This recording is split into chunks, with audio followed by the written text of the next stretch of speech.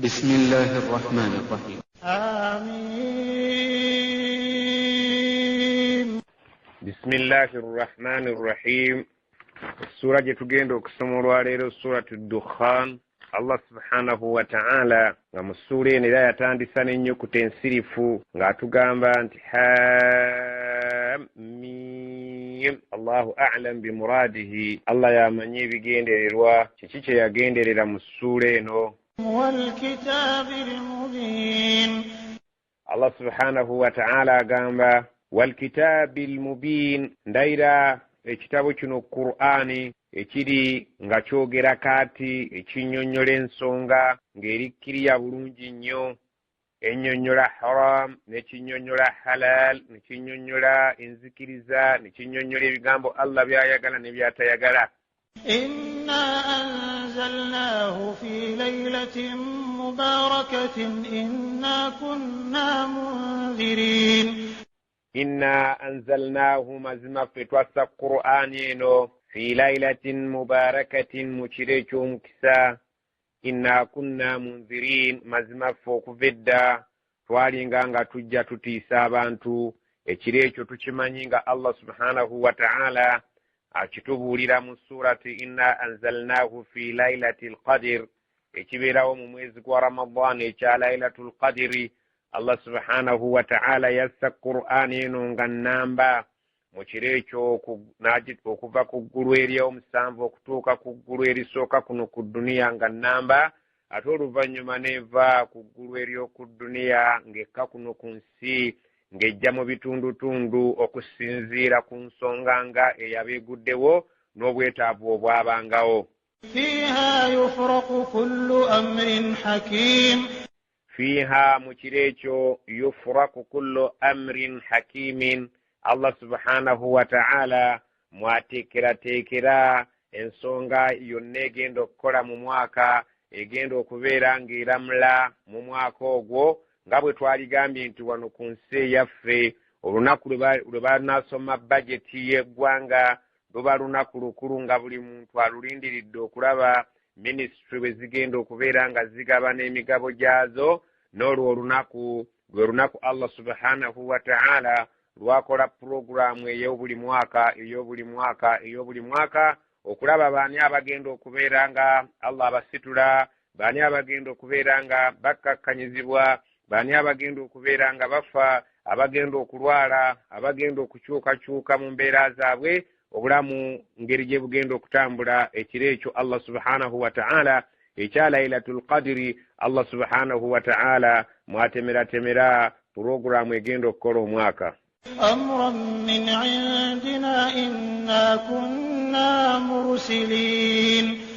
Amran min indina, ng'ekiragiro ekyo kiva gye tuli. Inna kunna mursilin, mazima ffe okuva edda tuli abatuma ababaka baffe ne bajja eri abantu babeere nga babannyonnyola biki bye twagala okubeera nti bikolebwa, biki bye tutayagala kubeera nti bikolebwa. Allah subhanahu wa ta'ala agamba okuva edda tuli abatuma abantu bajja eri bantu bannaabwe abo be tuba tulonzeemu okubannyonnyola ebyagalibwa. Allah subhanahu wa ta'ala babeere nga babikola, ebitayagalibwa babeere nga babireka. Ne Nabbi Muhammad sallallahu alaihi wasallama ye mutume eyasembayo mu batume bonna okubeera nga bava eri Allah subhanahu wa ta'ala.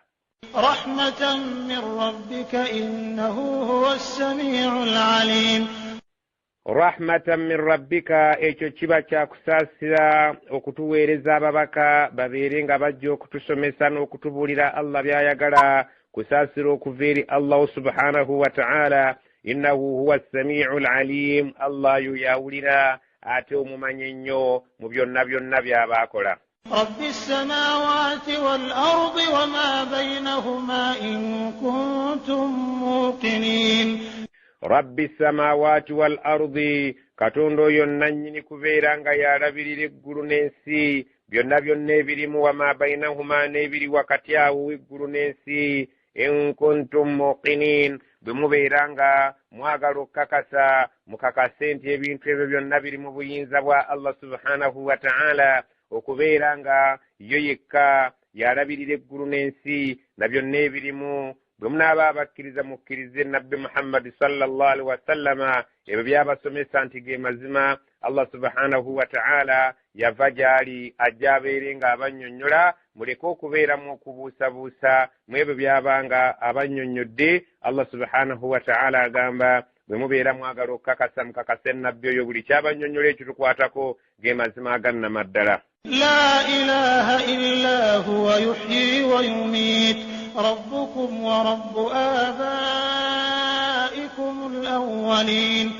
Allah subhanahu wa ta'ala agamba la ilaha illa huwa. Allah teri asaanye kubeera nti akyusibwamu mu kumusinza, teri asinzibwa mu butuufu bwa kusinzibwa okujjako Allah subhanahu wa ta'ala yekka y'alina okusinzibwa. Yuhyi, yatuwa obulamu, wayumiitu, ate essaawa y'okufa bw'eba etuuse okutuggyako obulamu mulimu gwe. Rabbukum, Allah oyo mulezi wammwe, wa rabbu abaikumul awwalin, era ye mulezi w'abajjajjammwe bakitammwe abaasookawo be mutaalabako. Puroguramu yonna yali ebakwatako yali mu mikono gye, nga bw'eri yonna ebakwatako kati mmwe era nga bw'eri mu mikono gye. Yasaanidde okusinzibwa watali muntu yenna, watali kitonde kyonna kisaanidde kusinzibwa ekitali ye Allah subhanahu wa ta'ala.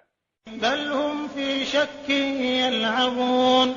Bal wabula abantu tubasanze hum fi shakkin nga balina okubuusabuusa, yal'abuun ng'era bazannyira mu ndowooza z'ebyensinza, yal'abuun nga bali mu kuzannyira mu bulamu bw'ensi eno, tebakkiriza ebyo nabbi sallallahu alaihi wasallam byabaleetedde. Bw'abagamba nti kino Allah kyayagala tebakikkiriza, bw'abagamba nti kino kye mba mwogera Allah kyayagala nga bagaana, tebakkiriza bikolwa Allah byayagala wadde ebigambo byayagala. Bali mu nsi muno nga balabika bali ku muzannyo, ate nga bali mu kubuusabuusa amateeka gaffe, tebagamatira nti ddala gaava eri Allah subhanahu wa ta'ala.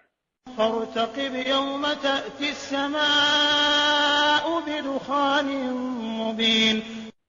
Allah yagamba nabbi we fartakib, gwe sigala ng'obeera ng'olindirira ekijja. Allah subhanahu wa ta'ala yagamba nabbi we sallallahu alaihi wasallam nti gwe balindirireko, lindirira ekijja kijja kujja. Naye yawma ta'ti samaa'u, ddindo olunaku eggulu lwe ligenda okuleeta bidukhanin, omukka mubiin, gubeere nga gwa lwatu, ng'abantu bonna basobola okubeera nga bagwerabirako. Allah subhanahu wa ta'ala omukka ogwo yaguleetera abasajja abatakkiriza ku mulembe gwa nabbi sallallahu alaihi wasallama. Olunaku nabbi lwe yasabira abatakkiriza nga bajeemye, nga batandise okumujerega mu ngeri ey'enjawulo, yanyiiga n'abasabira Allah subhanahu wa ta'ala abeere nga abaleetera enjala ddeka busa. N'agamba mu kusaba kwe, n'agamba Allahumma, ay Allah, ij'alha alayhim sinina kasini Yusuf.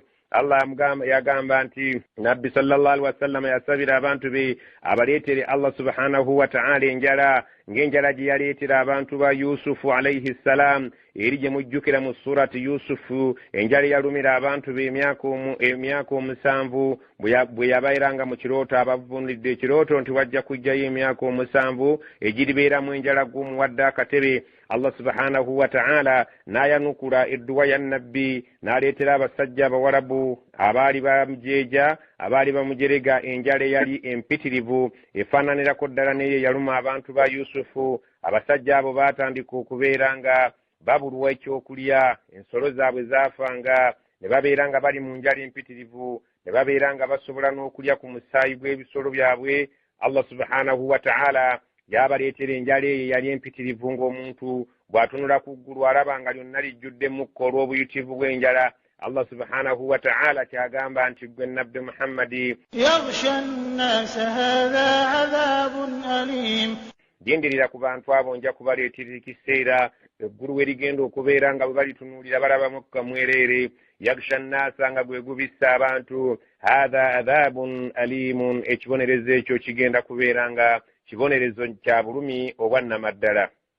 Rabbana kshif 'anna al-'adhaba inna mu'minun. Ekiseera kyatuuka abantu ba nabbi Muhammad sallallahu alaihi wasallam nga balaba kibayitiriddeko, ne babeera nga balaajana nabbi abeere nga abaddiramu, ne bagamba Rabbana, ayi Katonda waffe, akshif 'anna al-'adhaba, tukusaba otuggyeko ekibonerezo kino kye tulina. Inna mu'minun, mazima ffe tulabise nti we tutuuse tukkiriza ti nabbi sallallahu alaihi wasallama yatumwa kuva gy'oli, era tukkiriza nti mutume singa tunoba otujjeeko ekizibu kino ekyenjala eno erabika nti mpitirivu Allah subhanahu wa ta'ala tukusaba otutikkuleko ekizibu kyenjala ekibonerezo kino kinene nnyo tuli abakkiriza nti nabbi ono ddala wa mazima.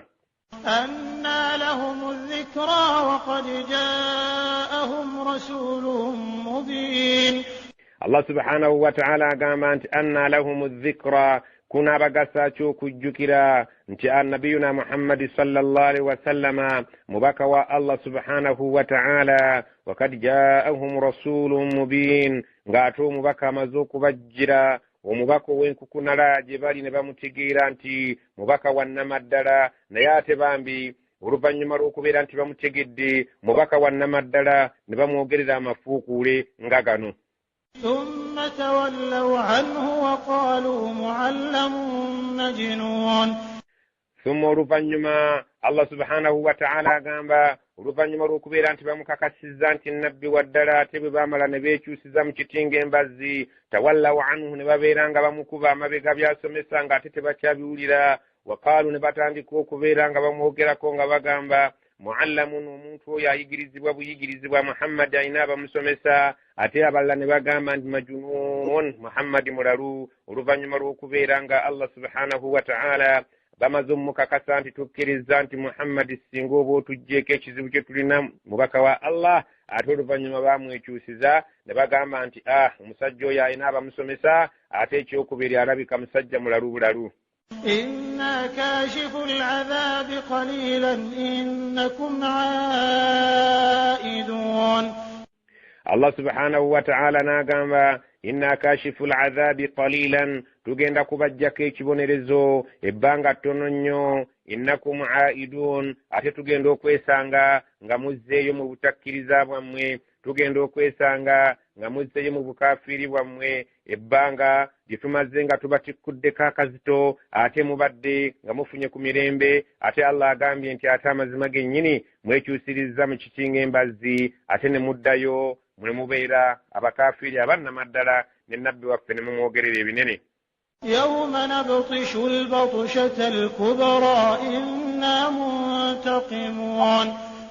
Allah subhanahu wa ta'ala agamba yawma nabtishu albatshata alkubra mujjukira olunaku lwe tujja okubakwatako olukwato olujja okuba olunene nnyo tubeerenga inna muntaqimuuna tujja kubeesasuza olw'okubeera nga buli kaseera mutugamba ng'ekizibu kizze nti mukkiriza ate bwe tumala okubajjako embeera enzito ate ne mubeera nga mwekyusiza mu kitinga embazzi Allah subhanahu wa ta'ala agamba tujja kubakwatako olukwato lujja okubeera olunene tubeere nga tubeesasuza tubeera nga tubabonereza embonereza ejja okuba ey'amaanyi era ekyo kyaliwo ku mulembe gwa nabbi sallallahu alaihi wasallama bwe baali nga balwana olutalo lw'e Badiri bangi mu bo Allah subhanahu wa ta'ala yabakombya ku kibonerezo eky'obulumi abalala baabawamba ne babeera nga bawambe bali ku buwambe abalala ne battibwa ne babeera nga battiddwa ne baziikwa ne babeera nga baawukanye n'abantu baabwe Allah subhanahu wa ta'ala bwe yaleeta bamalayika ne balwana n'abakkiriza ne bawangula olutalo olwo Allah subhanahu wa ta'ala abatakkiriza n'abalaga nti nno baali bawansi olw'obutakkiriza bwabwe abakkiriza ne bawangula olw'obuyambi Allah lwe yabaleetera n'abeera nga bamalayika babayambye ne bawangula olutalo. ولقد فتنا قبلهم قوم فرعون وجاءهم رسول كريم.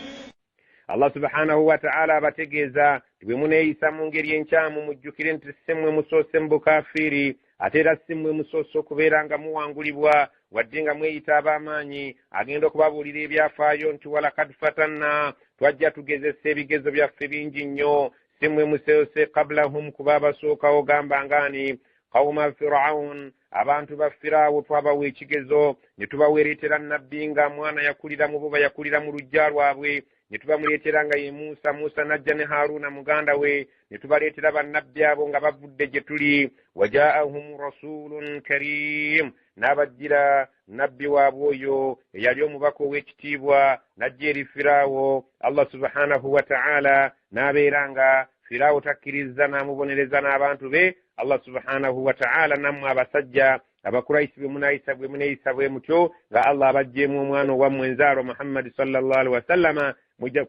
temujja kufaanaganako ng'abantu ba Firaawo, temujja kumalako kubanga Firaawo yajjirwa Musa alayhi salam nga yamukuliza ddala kennyini mu kitundu kye, ate oluvannyuma n'abeera nga tamukkiriza. Allah subhanahu wa ta'ala n'amubonereza nga bwe mukimanyi obulungi, nammwe muyinza okugwa ku ekyo ekikifaanana. أن أدوا إلي عباد الله إني لكم رسول أمين. أن أدوا إلي عباد الله. ne bagamba Allah subhanahu wa ta'ala yagamba Musa alayhi salamu agambe Firaawo, an addu ilayya ibadallah, mumpe abaddu ba Allah abayisirayiri be mubadde mubonyaabonya bwe mutyo okumala ebbanga, tubajje mu kubonaabona, tubeere nga tubatwala nabo babeere nga balya mu nsi utaala ng'abaana baabo. Inni lakum rasulun amin, nze ndi mutume Musa, ndi mutume mutabani wa Imran, mumumanyi Musa, ndi muntu wa wano mutaka, naye kati Allah nfudde omubaka amin, omwesigwa. Sijja kubeera nga nsabye abantu abo Allah subhanahu wa ta'ala bayagala okujja mu kubonaabona nga mubabonyaabonyezza ebbanga eddene, kubanga Musa alayhi salam yali mu Bayisirayiri ng'ate ba Aqbat oba Abaqibti abaali Abafiraawo nga be bali mu Misiri abatulugunya abantu abo Abayisirayiri. Allah subhanahu wa ta'ala n'agamba mumpe Abayisirayiri, ng'agamba Musa mubampe mbeere nga mbatwala abaddu ba Allah bave mu kubonaabona, nze ndi mutume omwesigwa mu byenjogera sipanga bipange. وألا تعلوا على الله إني آتيكم بسلطان مبين. وألا تعلوا على الله, muleko okubeera nga mwegulumiza ku Allah ne mweraga nti muli ba kitalo. Inni atikum bisultanin mubin, nze ndi tayali okubeera nga mbaleetera obubonero obulagira ddala nti nvudde eri Allah subhanahu wa ta'ala. Nja kubalaga kiki ekiragira ddala nti Allah subhanahu wa ta'ala yantumye. Tukimanyi bulungi nti Musa alayhi salam yajja n'obujulizi obulagira ddala eri Firaawo nti avudde eri Allah subhanahu wa ta'ala obwenkukunala, naye oluvannyuma baayagala okubeera nga ye kennyini Firaawo amutta n'abagoberezi be babeere nga babatta. Allah subhanahu wa ta'ala atugamba nti Musa bwe yamala okulaba nti bagenda okumutta n'agamba atya, وإني عذت بربي وربكم أن ترجمون. وإني عذت بربي وربكم أن ترجمون, nze nzize eri Allah subhanahu wa ta'ala gye neewogomye era nga gwe nsaba abeere nga nkuuma era ntaase. Oyo Rabbi Katonda wange era omulezi wange, wa rabbikum ng'ate nammwe nkakasa ye Katonda wammwe ye mulezi wammwe, an tarjumun, ajja okunkubeera nga ntaasa singa munaabeera nga mutuuse ku ssaawa eyagala okunzita nga munzisa amayinja. وإن لم تؤمنوا لي فاعتزلون. وإن لم تؤمنوا لي, naye bwe munaabanga muganya okubeera nti mukkiriza bye ŋŋamba, fa'taziluni. Allah subhanahu wa ta'ala abagambye nti nno bwe mubeera nga muganya okukkiriza bye ŋŋamba, Allah subhanahu wa ta'ala agamba Musa abagambye fa'taziluni, munneesambe mubeere nga mundeka nze nkole omulimu gwange Allah gwantumye, musigale ku ddiini yammwe, muleke okuntulugunya n'okutulugunya abakkiriza abangoberedde, mubeere nga mundekera eddembe, mbeere nga nze ntuukiriza eri abaddu ba Allah ekyo kye bantumye, nze mbeere nga nsomesa abaddu ba Allah abanzikiririzaamu ekyo Allah subhanahu wa ta'ala kyayagala. Mundekera emirembe, temuntulugunya, temunnewerera kunzita oba adde abagoberezi bange. فدعا ربه أن هؤلاء قوم مجرمون. فدعا ربه, ekiseera kyatuuka Musa n'akoowoola Katonda we ng'amugamba anna haulai, mazima abantu abo qaumun mujrimun, bantu aboononefu abatajja kubeera nga bakkiriza oluvannyuma lw'ebbanga eddene lye yababeeramu. Yasaba Katonda nti abantu baganye okukkiriza era balabika nti si baakukkiriza abantu bano bendi mu buntumyemu okuggyako abatono ennyo. فأسر بعبادي ليلا إنكم متبعون. Allah agamba nti fa asri bi'ibadi laylan, twamugamba nti kale obudde bw'ekiro tambula n'abaddu bange abasalazeewo okubeera nti bakukkiriza, innakum muttaba'un, naye okikakase nti bwe munaabanga ekiro mutambula bajja kutegeera entambula yammwe abatabaagala baaduyi bammwe, era bagenda kubeera nga babagoberera balabe nti babazikiriza eyo gye munaaba mulaze. واترك البحر رهوا إنهم جند مغرقون. Allah subhanahu wa ta'ala bwe baatuuka ku nnyanja n'agamba Musa addira omuggo gwe guli ogulimu ebyamagero agukube ku nnyanja babeerenga ennyanja bagiyitako ng'efuuse olukalu naye bwe babeera nga bagenda bwe batunula emabega nga lukalu lwereere babeerenga bagireka Allah subhanahu wa ta'ala kubanga kwagenda okubeera ng'azikiririza abo abatakkiriza yagamba Musa bw'ati nti wasuruka albahra rahwan ennyanja girekenga ekyalimu ekkubo innahum jundum mughraqun mazima amagye gali aga Firaawo agagenda obbagoberera mwe bagenda okubeera nga abazikiririza amazzi gagenda kwegatta nga bamaze okuyingira gabeere nga gabazikiriza babeere nga bafa nga si bakkiriza. Kam taraku min jannatin wa uyun era bwe kyali Allah subhanahu wa ta'ala agamba nti kam taraku bimeka bye baaleka abaafa amazzi abantu ba Firaawo ebyobugagga min jannatin baaleka amalimiro baaleka ensuku n'amasamba wa uyunin ne baleka ensula ezikulukuta ezaali ze batemedde mu nnimiro zaabwe ng'emyalo egifukirira ennimiro bingi nnyo bye baaleka. wazuru'in baaleka ebimera wa maqamin karimin ne baleka ebifo eby'ebitiibwa baaleka ebifo eby'ebitiibwa mu ggwanga ne baleka ebimera nga bitiba ne babirekera abantu abalala ne babeera nga be babisikidde bo ne babeera nga bafudde ate mu nsi etali ya bukkiriza. wa na'matin kanu fiha baalina ebyengira bye baalimu faakihina nga batibira muli byeyagala ebyo byonna baabireka.